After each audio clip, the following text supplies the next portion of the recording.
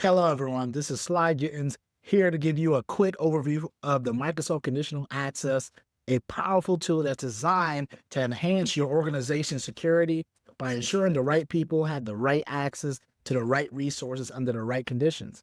Let's dive in. Before we get into creating a conditional access policy, what's the fastest way to get there? And what's another way you can get there? So the first way I like to go is go to admin.microsoft.com. I know you hear me say that in all my videos, but you go right into this webpage, you go to admin centers. If it's not open, just click on that, and then you go right into identity. And that's going to bring you to intro.microsoft.com, where you can access conditional access. You scroll down to the left side to protections, and then you click on conditional access, and now you're there. But you also can go to intra.microsoft.com and go straight over to protection, then click on conditional access, and then you'll be in the same place.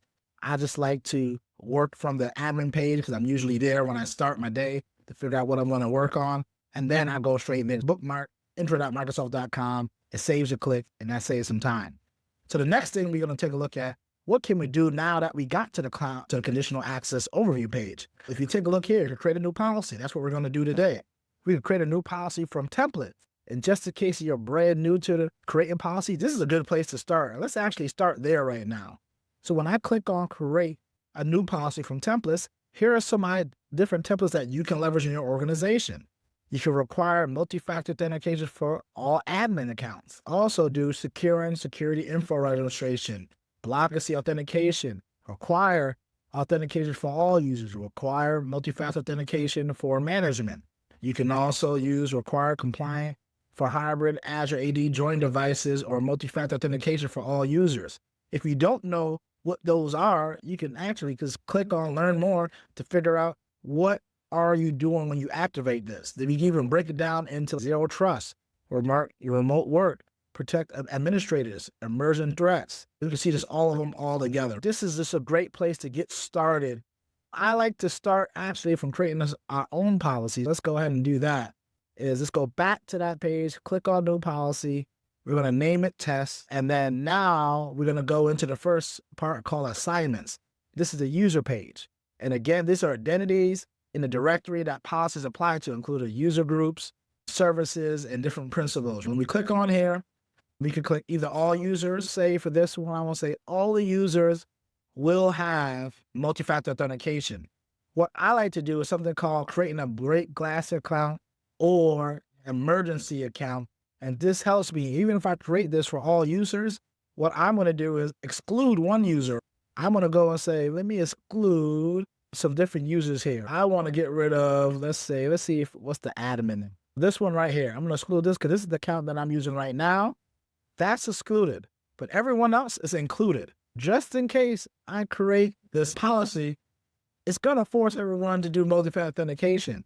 And if I lose that, I won't be able to access that account. One thing you could create is an emergency account. Now that we defined all users will have multi-factor authentication, we're going to have all users going to be applied to this new conditional access policy. And I created my break class / emergency account to make sure if I get locked out, I still have a place to get into. Now let's select the targeted resources for it. And here is pretty interesting. I can do it by cloud applications. I can say, apply this to all the different cloud applications. We can select what applications that we want to apply this policy to. We also can go in here and do it by user actions. We could do it by security information or by registered joint devices. And also we can do it by authentication context. This is another way, like if you want to include authenticating to secure applications and actions in app like SharePoint or Microsoft Cloud App Security, you would leverage this tool to do that. For this one, I want to focus this application and I want to apply it to applications. Again, we made that break glass account. I know it's yelling at me right here, but we don't have to worry because I have that one policy that's excluded, that one account that's excluded from this policy. Next, we can take a look at control access. And these are based on signals from conditions like device platforms, location, client applications, or even a device state. If you want to use user risk or signing risk, that is an Entra ID P2 license. that you would need to have in there. If you have an enterprise license, like I'm using an E5 license right now, it comes with P2s. I can leverage users' risk, and that's just using some automation behind to where I can use different risk levels to ensure the right person's accessing on that.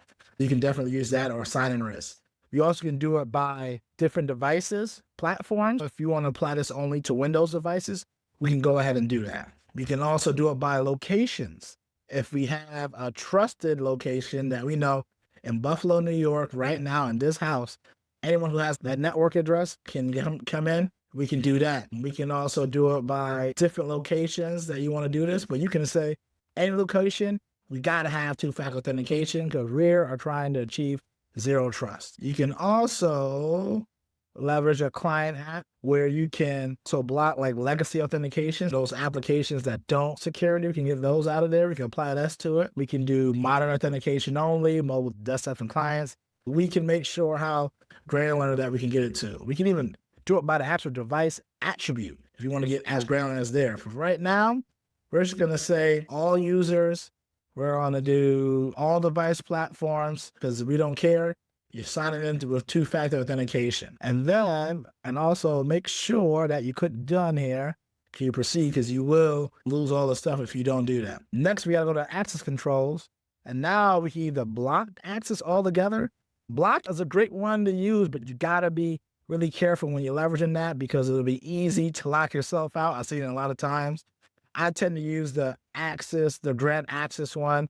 If all those conditions that I have, like what we just said here, you're going to have to require authentication. And then when you're required, you achieve that, then you can get access into the environment.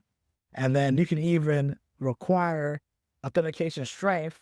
And that's pretty cool. That's a recent feature that came out where you can dictate how the level of strength that you want to leverage, or you can even use I'm going to do a whole video on that by itself because it's definitely worth a conversation, and we're going to go a little bit deeper onto that one. Right, and they got some other things that we can do. If you're using Intune, you can mark the device as being compliant before they can access the environment. You can also require approved client applications. Say if we only have certain applications on there, make sure it has this before you get into the environment. You can require a password change, create a new password when you leverage this. There's so many cool controls that you can leverage. I like to definitely use this. And you can say require all the selected controls or require one of the selected controls. You can do the granularity there as well. You can leverage different sessions like site average frequency, use conditional access app control again. This is great. I like to start everything out on report only first to see how it's going to affect the environment. Because now people can sign in as normal, but you'll get a report on what happens, what breaks, what doesn't work, who gets locked out before it goes live. Especially when you're in a production environment, this is helpful. I'm in a test environment right now, so I can turn it on. And if something happens, I just go back into the account I created and just turn it off. Then we hit create, and then it will create the application. And when I logged in the next time with another account, it would force me to do two-factor authentication. And that's it. We just had a quick overview of using conditional access and creating a policy. I'm going to do a video diving deeper on each section of this because I can do a 6-minute video on just talking about users and the different emergency accounts or break glass accounts, talking about that. Then talking about the different apps, the user sessions, the device status, the condition policies. We're going to do one on actual multi-factor authentication strength. There's going to be some more videos here. I just want to give you a high-level overview of conditional access just to get you started. I hope you enjoyed this video. Make sure you like this video, share this video, and continue to consume more videos that I create.